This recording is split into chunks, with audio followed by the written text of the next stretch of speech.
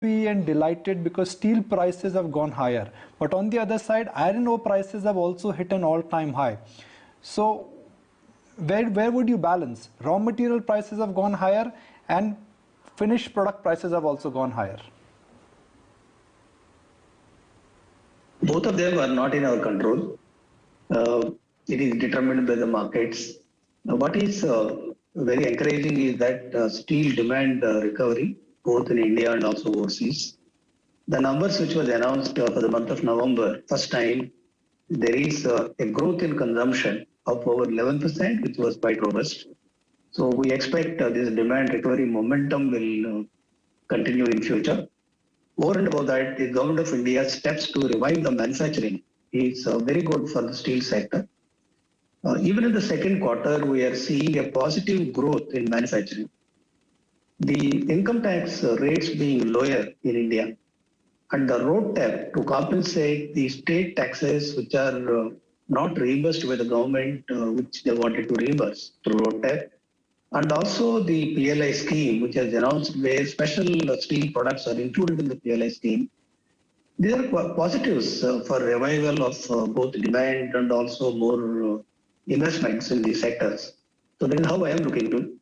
As far as the steel prices are concerned, globally they have gone up. In line with that, Indian steel prices went up. And there are several reasons why steel prices are going up in one direction right now. And also the iron ore prices. There are global factors over and above the Indian factors in terms of the iron ore availability.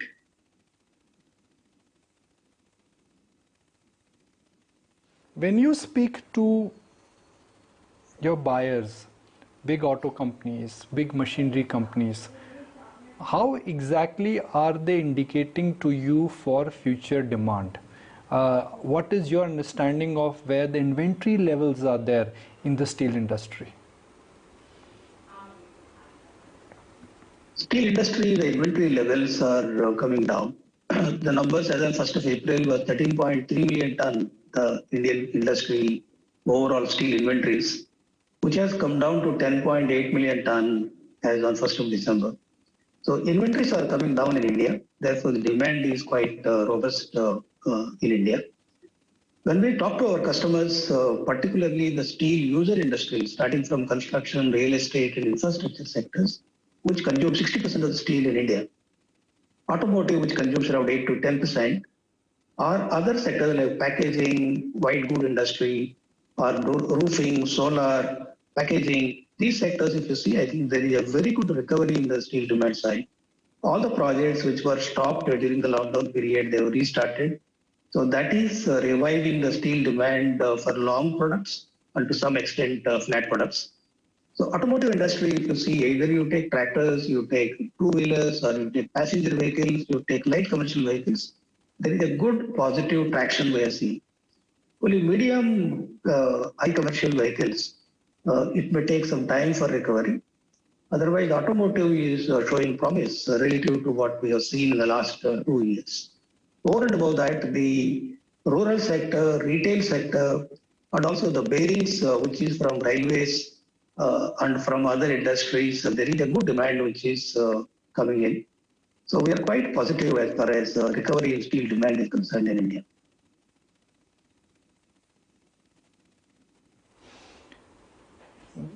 Steel companies, or in fact all metal companies, they follow two methods of business. One, sell in the spot market, and B, go for long-term contracts.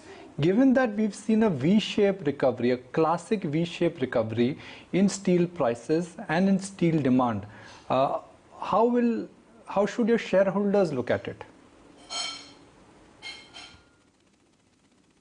Steel sector is cyclical in nature and also very highly capital intensive industry. Therefore, the steel market dynamics are concerned, there are certain sectors like auto or white good industries or projects. They look for long-term contracts. They vary from 1 quarter to 1 year. If some projects, if they extend beyond 1 year, then the prices could be fixed for the project tenor. Otherwise, majority of the balanced products which are sold in retail, in the flat product side, they are monthly fixed. And in the case of long products, particularly TMT, they are daily fixed. So that way it varies based on what is happening in the marketplace. That is how generally the tendency is there as far as the pricing is concerned. But today, if I really look at it as far as the steel sector is concerned, uh, the steel production globally in this calendar year is expected to be lower by around 40 million tons. In that, if I exclude China and then look at the overall steel production, there is a 100 million ton lower production in the rest of the world. That means there is a contrast in the overall production side between China and the rest of the world. Look at what China has done as far as total supply is concerned. There is a 40 million ton overall shortage that is created by China. Their imports were higher by 27 million tons. Their exports were also lower by 30 million tons, overall 40 million tons of lower availability of steel from China. So 100 million ton lower production, 40 million ton lower availability from China. There is 140 million tons of overall lower availability of steel in the global markets. Relative to that, in the rest of the world, the demand has fallen by around 110 million tons. Is expected to fall in this calendar year. So overall, there is a shortage. So shortage of steel, other than China, is one of the factors which is driving the steel prices in the global markets. Over and above that, the iron ore prices have shot up close to $160 per ton. The Brazil, which supplied 385 tons, million tons of iron ore, they exported in the year 2018. Whereas now, even after recovery, they are at a level of 305, 310 million tons. So lower availability of iron ore either from Australia or from Brazil, and also unprecedented demand from China for iron ore. This is driving up the iron ore prices in the international markets. So lower availability of iron ore and very big demand from China and a shortage of steel, the way I explained in the rest of the world, is causing this price hike in the international markets. So India is following a similar pattern. There is a shortage of iron ore in India because more exports are happening from Indian markets. At the same time, there is a demand recovery, and the secondary steel producers are still to come back to normalcy as regards to overall production increase is concerned. Even in the month of November, when Indian steel consumption went up by 11%, the finished steel production was lower by 1.4% year-on-year basis. So production is not kept in pace because of non-availability of iron ore in the local market. So the factors are similar, either you take India or in the global markets. The reason which we are seeing a very robust recovery in steel prices.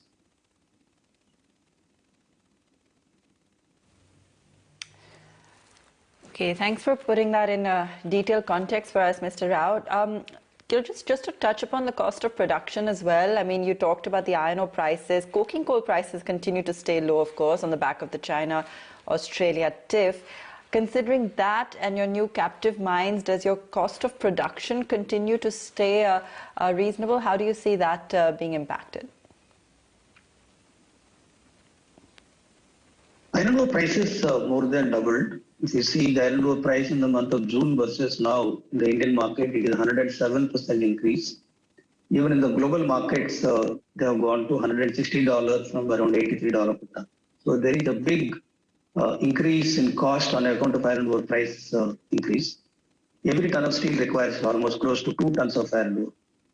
As regards to coking coal, yes, you're right. There is a price correction downwards in the coking coal because of China and Australian issues. So they have come down from around $140 and $150 to $100, $102 per ton FOB. So there is some reduction in the coking coal prices, which will give some benefit, but it will not fully neutralize the increase in the iron ore costs. And at the same time, the balance costs are also going up, particularly other raw materials like ferroalloys, electrodes. Those costs are also going up. So overall, there is a cost pressure for the steel sector.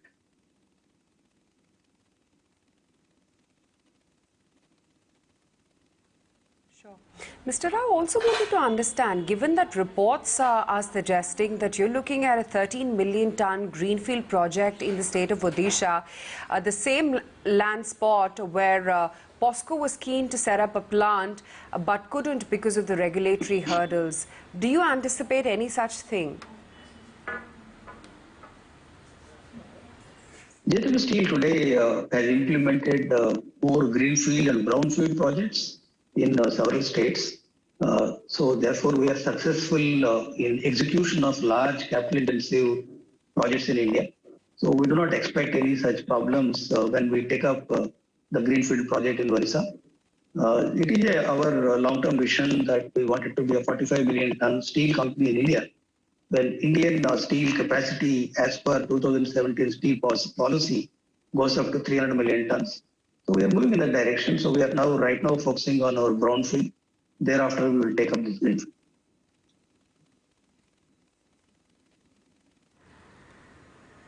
Sure. Also, Mr. Rao, what's the status on the BPSL acquisition? We understand that you've sweetened your offer and bumped it up by another 400 crore rupees. BPSL, there are litigations which are going on in the Supreme Court. So it is posted for 13th of January 2021. So we are waiting for resolution of these litigations in the Supreme Court.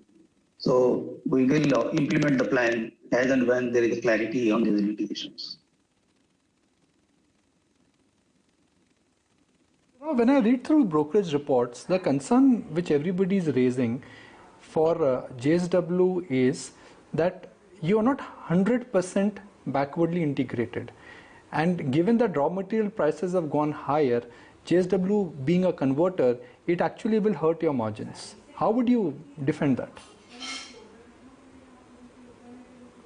No, JSW Steel never had so far the backward integration. We never had iron ore nor the coking coal. But still the company has done reasonably well in the last 2 decades. Now we have got iron ore captive mines both in Orissa and also in Karnataka. These have come in the auctions, so they are at higher levels. So we may not be able to get benefit in the overall cost of production or procurement cost of iron ore. But what we really get is a consistent, reliable, quality supply of iron ore, which gets integrated with all our steel plants. But once we establish our logistics in getting this iron ore from the mines to the plants, I think real benefit will come to the steel company. Therefore, I agree with you that we are not integrated in that sense. Similarly, coking coal in India is not available, so we have to import coking coal fully. So because we don't have iron ore and coking coal, we have focused on conversion cost. So we are one of the best companies in terms of conversion cost in the world. We also focused on the product mix. We have a very rich product mix. We have over 50% of our value-added special steel products, which we are producing, so that have better margins. So our focus remained in other areas where we will be able to have unique advantages compared to the competition. When will the benefits of the new coal mines kick in? And if they kick in FY22, which is what it looks like, what will happen to the underlying margins? We will not be able to guide on margins, but what I can tell you is we don't have coking coal mines, a big one. Only one mine we have got in the options, which is Moitra coal mine. It will take some time to make it operational. It is not a big mine again. It is a overall million ton, actually coking coal that would be available from that mine for use in the steel plant. Maybe around 300,000 tons. It is not very big at all compared to 8 to 9 million tons of total consumption of coking coal for JSW. So coking coal integration is almost negligible for us. What is important is iron ore. Iron ore is concerned 4 iron ore mines having reserves of 4 billion tons in Orissa. So our long-term plan is to set up a slurry pipeline to bring iron ore from the port, from the plant, from the mine to the port. I think as and when it gets set up, it takes time. Maybe 3-4 years time it will take for setting up this project. After that, we can really see the benefit of logistics. But at Vijayanagar, we have a pipe conveyor which has become operational. There are certain regulatory issues to get full benefit of this pipe conveyor. We don't have permissions to operate this pipe conveyor 24/7. So we can operate only for 6 to 6, from 6 a.m. to 6 p.m. So that's why we're not able to get the full benefit of this pipe conveyor right now. Even though it is environmental friendly and it doesn't produce any noise, even though it is going through some forest areas. So we are requesting the government for permissions to operate this pipe conveyor 24/7. If we get the permission, that benefit will come at Vijayanagar plant.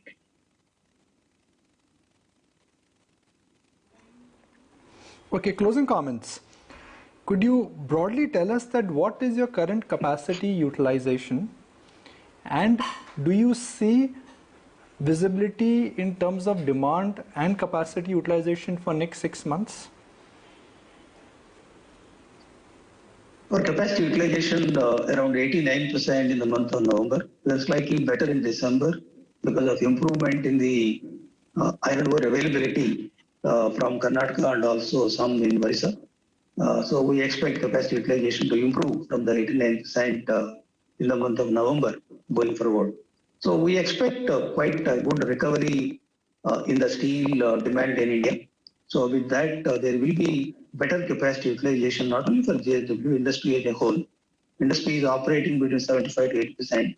The secondary steel producers are operating significantly at a lower capacity.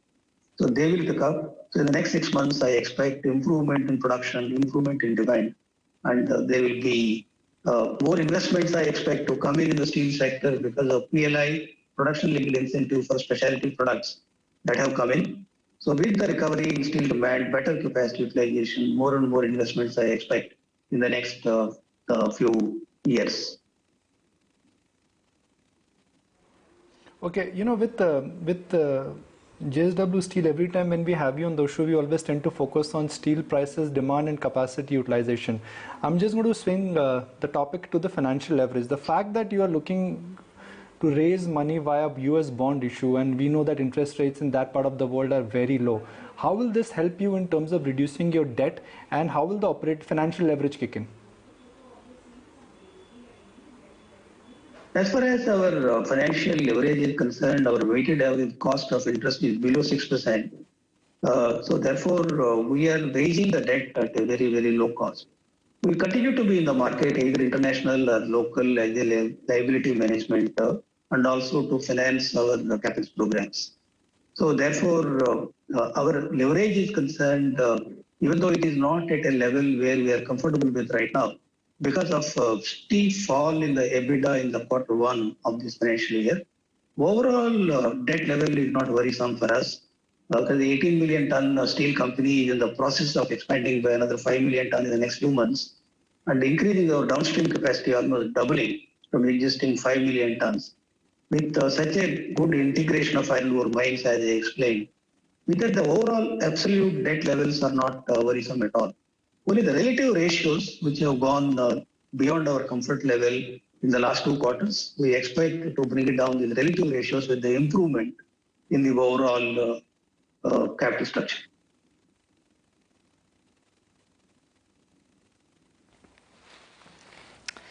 All right, Mr. Rao, we'll leave it there. Good chatting with you today and getting that detailed discussion going on the way trends are shaping up. Thanks so much. We're going to take a very quick break. On that note, back with more on the other side.